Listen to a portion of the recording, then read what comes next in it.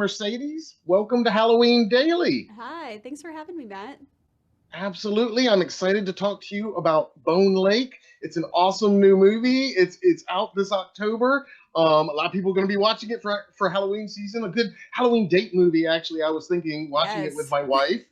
yes, Um, can you tell us just a little bit about how this project came to you and what excited you the most going into it about getting to bring this particular story to life? totally. So I had my agent sent me the script, and I think they probably thought, it's something that's horny and gets really weird and uncomfortable and it kind of explodes. And they thought maybe this would be a good movie for Mercedes. And they were right. They got me down.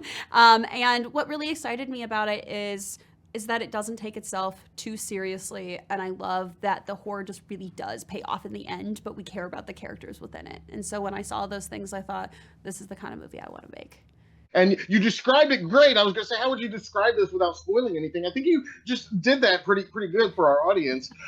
There are, as you allude to, a lot of tone shifts in the film, and yes, there's this great horror payoff, and it comes out swinging right in the first few seconds, and then No pun parts of intended. it seem, yeah, Yeah. exactly, and parts of it seem almost like a rom-com at some points too. And then there's these uncomfortable moments sometimes, like you mentioned. Can you talk about that, about balancing all of those different tones in this package that still I felt, maybe it's the horror fan in me, but I felt this uneasiness throughout it too, even when you don't really know what you're uneasy about yet. Yeah, totally. I mean, to get a little film nerdy right now, I think we're in the era of meta modernism. And so I think that previously we were kind of in our Scream era where we were combining different things but making fun of it and being very self aware. But I think that as audience members, we've seen so many different types of movies. And so to be able to have a horror movie that combines other genres, I think is so exciting to people right now. And I know that's really exciting to me. And so I wanted something where it can exist as an erotic thriller up until that point, because also bringing back erotic thrillers is so exciting. And I know everybody wants that. And so it's what is the new version of that now? Absolutely. And I was going to mention that too, that how, so much of the marketing has obviously leaned into the erotic thriller aspect of it. And going into that, if that was, part of the attraction for you, and it sounds like that definitely was. And that is something that we haven't seen a whole lot of lately. Yeah, exactly. I like to say, I go, is sex back? Like when I was first pitching on movies a couple of years ago, I was told, Mercedes, take sex out of your pitch decks. And I went, oh, okay, I'll delete slide 9, 5, fine. And then I got told, put sex back in your pitch decks. And I went, yes, okay, great. Sex is back. We're doing it. And I'm just excited that people are here for it now. And with a project like this, what is something that surprised you, that maybe you learned in this process that you didn't think you were going to take from it, that now you're going to take with you into future projects?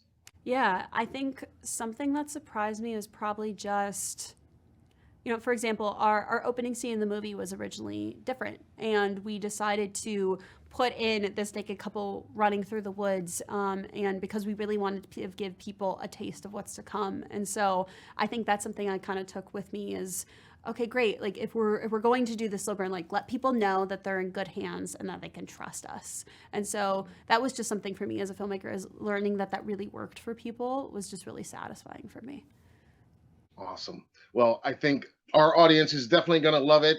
And like I said, it's coming out in October. Perfect time for Halloween. I mean, every day is Halloween for us. Yes. For our last minute or so, if you'll indulge us, we always try to ask, if we have time, what does Halloween mean to you? I guess first, do you celebrate? And if so, what does Halloween mean to you? As a former goth emo kid, Halloween to me means the time where everyone dresses how I would dress the other times of the year. So that's probably the biggest thing. But I think it's also Halloween is a celebration of camp. And so to have that as a holiday and have that be so ingrained into our culture is amazing. And final two-parter, your favorite Halloween costume you've ever worn and your favorite Halloween candy. So the most ridiculous Halloween costume I ever wore is I was coming off a movie, and on film sets we don't really get a lot of sleep, and I was going, and I was told that there was a Halloween costume party, and I was so tired. I wore my pajamas and told people I was tired, but I also did not realize it was a full Halloween ball, and so people showed up in actual ball gowns, and I was walking around in my pajamas. But I felt confident enough that I rocked it. I hope to think. Awesome. I love that one. Thank you. Do you have a favorite Halloween treat? My favorite Halloween treat, probably.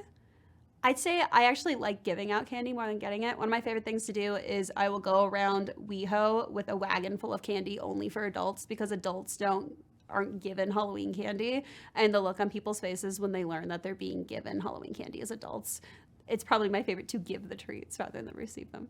There you go. Yeah. I love that. Awesome. Well, again, I know you're super busy. The movie's awesome. We love it, and Thank I'm you. just going to wish you a very happy Halloween. Yes, thank you so much. Have a good one.